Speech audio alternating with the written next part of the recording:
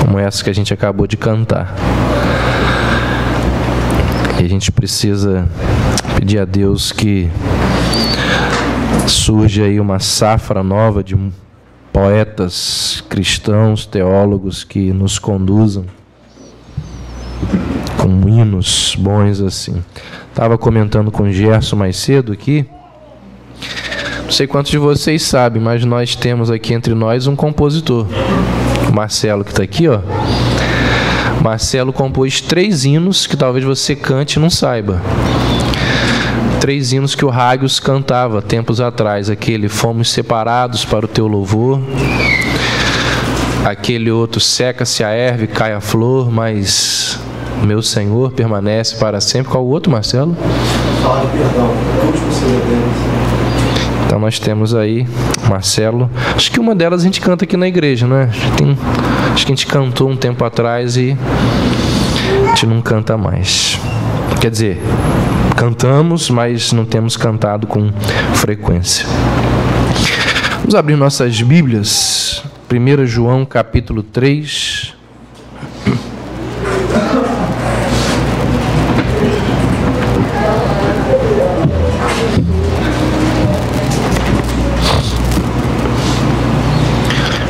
João, capítulo 3.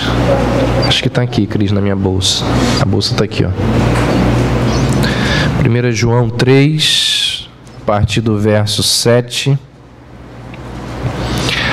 até o verso 10. Filhinhos, não vos deixeis enganar por ninguém.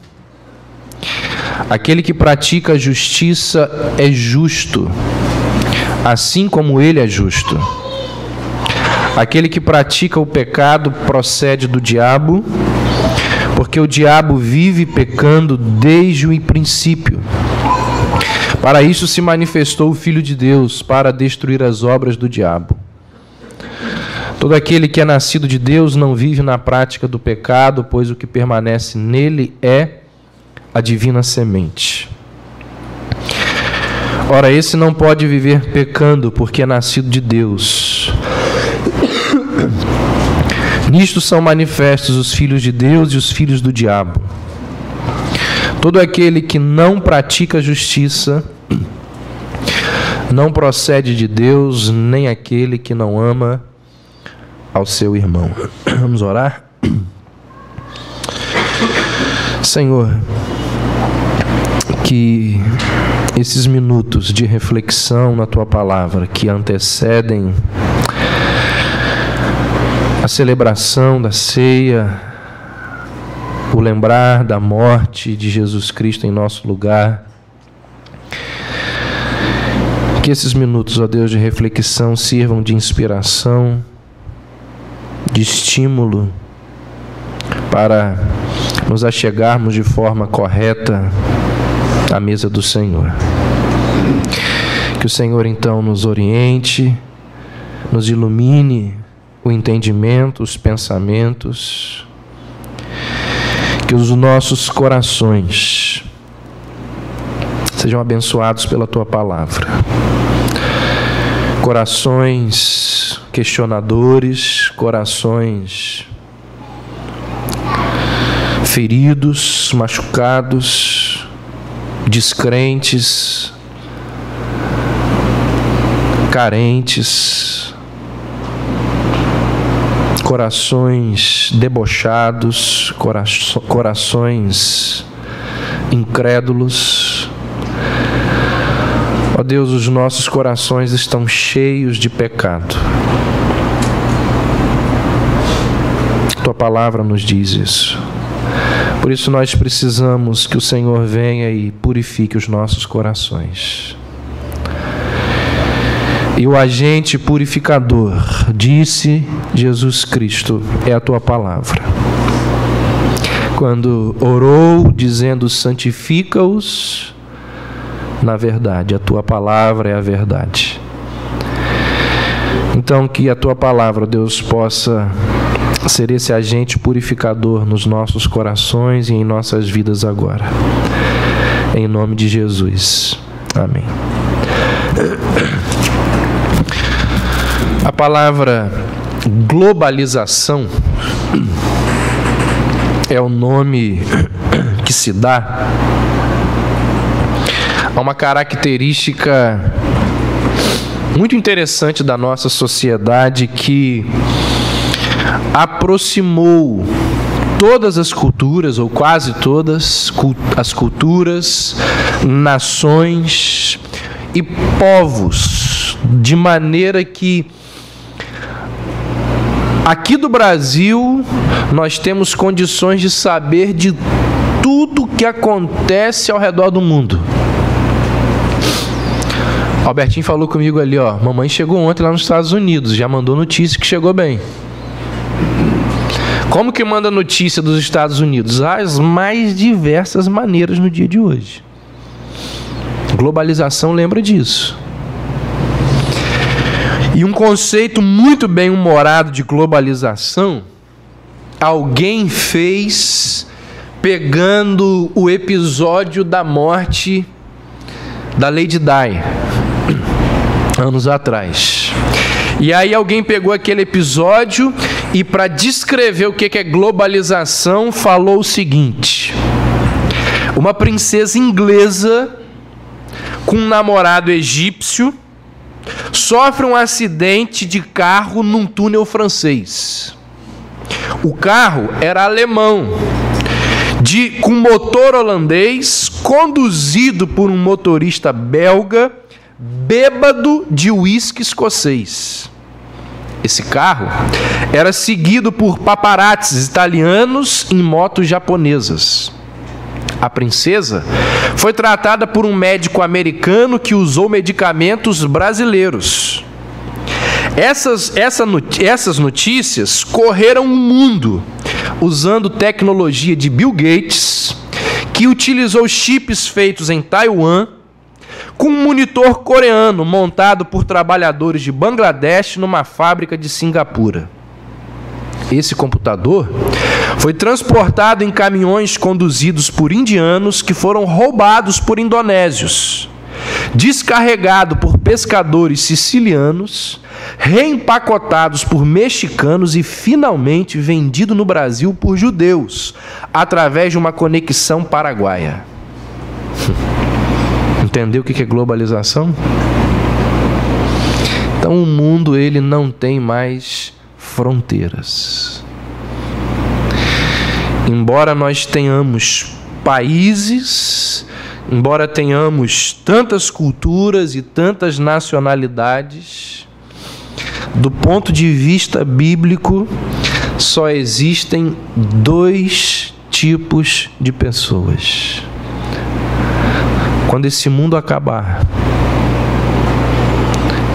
e a eternidade começar para todo mundo, quer dizer, para alguns já começaram, né? Já começou. Do ponto de vista bíblico, só existirá dois tipos de pessoas. Apesar de tantas culturas, tantos países e tantas nacionalidades, só existirá os filhos de Deus e os filhos do diabo. E é assim que o mundo é dividido. É assim que, em última análise, as pessoas são classificadas. No final, no dia do juízo, não existirão povos melhores e povos piores, mais ricos e mais pobres, mais iletrados. Diante do Senhor, no final, não importa a cor da pele, a cultura, a procedência, a educação, diante de Deus, no final, o que vai contar é se o camarada foi um filho de Deus ou se ele foi um filho do diabo. A Bíblia, ela não só afirma que a humanidade, ela é classificada dessas duas maneiras, a Bíblia não só encaixa as pessoas nessas duas categorias, como a Bíblia, ela nos dá indicações claras para a gente ter condições de reconhecer a que tipo de povo a gente pertence. A Bíblia dá evidências muito claras para a gente poder perceber a que grupo que pertence aquelas pessoas que convivem com a gente. Não só a que povo eu pertenço, mas também aquelas pessoas que estão perto de mim. Eu posso ter discernimento e perceber a que tipo de povo essas pessoas pertencem. Existem alguns lugares nas Escrituras onde nós encontramos evidências que nos mostram quem é de Deus e quem não é de Deus. Quem é filho de Deus e quem é filho do diabo. E um dos lugares mais claros onde essa verdade nos é revelada é aqui nesse texto que nós lemos de 1 João 3. João escreveu essa carta com a intenção ou o objetivo de dar aos seus leitores algumas evidências, alguns testes, algumas provas que eles poderiam usar para discernir se eles eram de fato de Deus ou não. João escreve essa epístola e concede aos leitores algumas evidências, algumas provas que quem lesse essa escritura, esse texto, teria condições de discernir ao observar o modo de vida de algumas pessoas que se diziam cristãs, mas que na verdade não viviam aquilo que Jesus tinha ensinado. E nem ensinavam aquilo que Jesus ensinava. Então esses testes, eles, ao contrário do que algumas pessoas pensam, esses testes, eles são extremamente importantes. E são importantes porque, numa certa altura, os filhos de Deus e os filhos do diabo vivem juntos. Filhos de Deus e filhos do diabo vivem juntos na mesma cidade, no mesmo emprego, no mesmo condomínio, no mesmo bairro. Filhos de Deus e filhos do diabo às vezes vivem juntos na mesma casa. Filhos de Deus e filhos do diabo às vezes vivem juntos na mesma cama. Filhos de Deus e filhos do diabo às vezes vivem juntos na mesma igreja. Nesse momento, 11 horas, domingo, filhos de Deus e filhos do diabo estão em várias igrejas fazendo as mesmas coisas. Cantando, dando ofertas, orando, levantando as mãos, ouvindo sermões. São muito parecidos, são muito semelhantes. E é complicado diferenciá-los, porque se vestem da mesma maneira, fazem as mesmas coisas, frequentam o mesmo ambiente, muitas vezes têm a mesma linguagem. Então, como que a gente pode saber quem é filho de Deus e quem é filho do diabo? João propõe 3 critérios. O primeiro critério é o teste social. Ele vai dizer aí no texto que nós lemos: quem odeia o seu irmão é do diabo. Então tem gente que está dentro da igreja, mas não gosta de igreja não. Tem gente que está dentro da igreja, mas odeia comunhão. Está na igreja por causa de religiosidade, porque tem medo de ir para o inferno, mas não gosta de comunhão, não gosta de estreitar laços. Quem odeia o seu irmão João diz com todas as letras, é do diabo.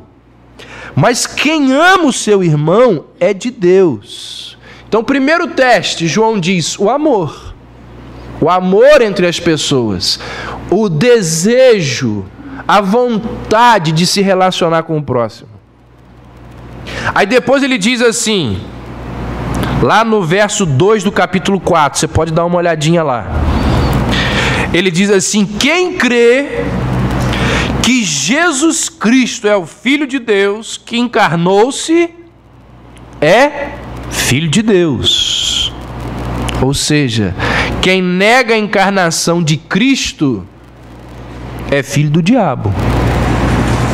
Quem não acredita que Jesus homem, Jesus histórico, que veio há 2000 anos atrás e esteve aqui, que ele foi o Deus encarnado, diz João, é filho do diabo. E o terceiro critério que João propõe é o seguinte, verso 8 do texto que nós lemos. Quem vive praticando o pecado é filho do diabo. Ele diz, os filhos de Deus, eles não vivem praticando o pecado. Ou seja, nós sabemos quem é filho de quem pela maneira como eles vivem, pela sua prática, pelo seu proceder. Quando você olha dentro de um santuário, dentro de um lugar onde há uma reunião eclesiológica, não tem como você discernir quem é quem. Isso só pode ser percebido, diz João, no viver, no cotidiano, é na vida, é nos relacionamentos, nas amizades, nos contratos que a gente percebe de fato quem é quem. O que de fato mostra a verdade a nosso respeito, diz João, é aquilo que nós fazemos ou deixamos de fazer, aquilo que nós praticamos ou deixamos de praticar. Então o texto, ele nos dá, ele nos oferece evidências, provas, e ele nos convida a um discernimento sobre essa questão. Se você observar, no verso 7, João começa fazendo uma advertência para que o pessoal daquela igreja ali, daquela comunidade, não fosse enganado e iludido. Olha o que ele diz aí no verso 7. Filhinhos, não vos deixeis enganar por ninguém. Havia pessoas, como existe hoje, cujo propósito era o quê? Enganar, iludir os verdadeiros cristãos. E João aqui está se referindo a esses falsos mestres, a essas pessoas que entravam nas igrejas e ensinavam doutrinas contrárias à palavra de Deus. Esses enganadores, eles não apareciam na igreja com um rótulo, com a camisa, ou dizendo, eu sou um herege, eu sou um enganador, a minha doutrina é mentirosa. Nada disso. Eles entram e eles se parecem com líderes de verdades. Parecem que são homens de Deus. Você olha e diz, é de Deus. Aqui nós percebemos aquela falácia, aquela balela que algumas pessoas defendem de que a gente não pode julgar ninguém. E aí, as pessoas utilizam aquele texto assim, não julgueis, para que não sejais julgados. Se naquele texto ali Jesus estivesse proibindo todo julgamento, como que a gente faria com esse mandamento aqui de João? Porque para não ser enganado, eu preciso fazer o quê? Avaliar, julgar, questionar aqueles que falam comigo, aqueles que me ensinam, aqueles que propõem alguma coisa. Então é um erro afirmar que o mandamento de Jesus, não julgueis para que não sejais julgados, é um mandamento geral que proíbe completamente o discernimento. Na verdade, é uma correta interpretação daquele texto, uma hermenêutica sadia daquele texto mostra que o que Jesus proíbe naquele texto é o julgamento hipócrita. Tanto que Jesus vai dizer depois assim, nós vemos o cisco no olho do irmão e a gente não vê a trave no nosso. O problema ali é o julgamento hipócrita. Então Jesus ele não proíbe o cristão de fazer a análise, o julgamento, a avaliação das pessoas com o objetivo de saber quem está certo e quem está errado, quem é de Deus e quem não é. Aí João continua, verso 7, ele diz: aquele que pratica a justiça é justo, assim como ele é justo. Uma pessoa justa é aquela que dá a cada um de acordo com a verdade. Essa é a pessoa justa. O justo é aquele que não inocenta o culpado e não atribui culpa ao inocente. Ele dá a cada um segundo aquilo que é correto. O termo justiça na Bíblia, como uma virtude moral, significa uma pessoa reta, imparcial, honesta. João diz: aquele que pratica a justiça é justo, assim como ele é justo. Então João está dizendo, olha, se nós somos filhos de Deus, nós seremos como ele é. O Filho de Deus faz aquilo que é reto, o Filho de Deus busca a justiça, o Filho de Deus trata as pessoas com retidão, o Filho de Deus, ele procede assim porque ele vê o exemplo do Pai, porque Deus é justo. Então como que eu sei se alguém é filho de Deus? Se aquela pessoa faz o que é reto, se aquela pessoa ama a verdade, se aquela pessoa anda em santidade. Então, dessa maneira, João nos diz, nós podemos discernir quem é de Deus e quem é do diabo. Mas se por um lado a gente conhece uma pessoa pela sua prática, por aquilo que ela faz, por outro lado, aquele que pratica o pecado procede do diabo. Se por um lado o filho de Deus faz o que é reto, aquele que é filho do diabo faz o errado, ele pratica o pecado. E a razão é simples, João vai dizer no verso 8, o diabo, ele vive pecando desde o princípio. Quem é filho do diabo peca de costume, peca naturalmente e faz isso porque o diabo faz isso. Então aqui fica clara essa comparação e esse contraste que João faz. Da mesma forma que quem é de Deus vive na prática da justiça, quem é do diabo vive pecando. Não significa, gente, é óbvio que quem é justo não comete pecado. Eu sei disso, você sabe disso, a gente sempre aprendeu isso. Mas o que João compara aqui são esses dois estilos de vida. Quem é de Deus é aquela pessoa que é caracterizada pela prática da justiça e da verdade. Quem é do diabo tem como característica principal da sua vida viver pecando. Você olha para a vida do camarada,